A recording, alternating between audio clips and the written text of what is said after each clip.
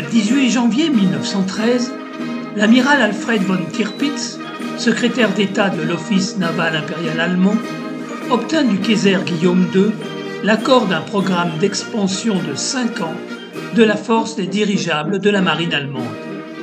Un contrat fut passé pour le premier dirigeable le 30 janvier, l'une des conditions étant que l'appareil soit capable de bombarder l'Angleterre. Après le crash du premier Marine Zeppelin L1, près de Helgoland, le 9 septembre 1913, le L2 fut immédiatement commandé par la marine. Contrairement au L1, le L2 devait être équipé de 4 moteurs Maybach, CX de 180 chevaux, au lieu de 3, et ainsi avoir de meilleures performances. Dans l'ensemble, la marine souhaitait un dirigeable beaucoup plus grand. Le nouveau Zeppelin disposait de 3 gondoles reliées par des passerelles dans le fuselage. La télécabine du pont était recouverte d'un matériau cellulosique pour assurer une protection contre les intempéries.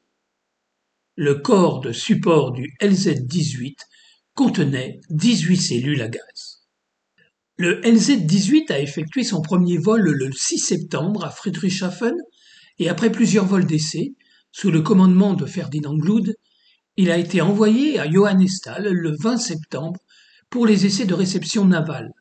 Le vol, d'environ 700 km, prenait 12 heures. Le 10e vol du navire devait être un essai d'altitude et était prévu pour le 17 octobre. Le dirigeable a été retiré de son hangar le matin, mais le décollage a été retardé car l'un des moteurs ne démarrait pas. Une tentative de décollage a quand même été tentée, mais le navire avait à peine atteint une altitude d'environ 200 mètres au-dessus de l'aérodrome de Johannesthal qu'une grande flamme a mis le feu à la paroi extérieure.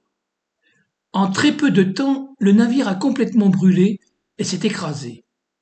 28 des 30 hommes d'équipage sont morts sur le coup, dont Ferdinand Gluck et le chef du département technique et aéronautique du Reichsmarineamt, le maître constructeur naval Felix Pretzka. Un autre est mort lors de la tentative de sauvetage. Seul le lieutenant Clément Fraher von Blue a survécu dans un premier temps, mais est décédé, peu de temps après, à l'hôpital Brits. Le L2 était le premier Zeppelin doté d'une passerelle interne. Cependant, les puits d'extraction de gaz verticaux installés sur les modèles ultérieurs n'étaient pas prévus dans le LZ-18. On suppose que la cause de l'accident est que le gaz porteur d'hydrogène, qui aurait pu s'échapper des cellules à gaz, s'est accumulé dans la passerelle. Ne pouvant s'échapper vers le haut, la pression négative résultant du mouvement l'aspirait dans l'une des nacelles de la machine où elle s'est enflammée.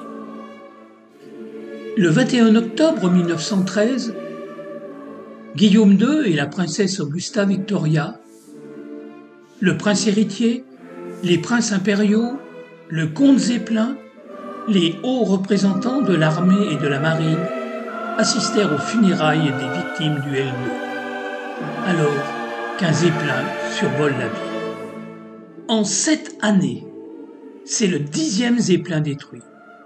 Pourtant, la direction navale décida d'acheter des dirigeables supplémentaires et le L3, numéro de construction LZ-24, rentra en service en mai 1914. Il sera détruit moins d'une année plus tard, le 15 février 1915.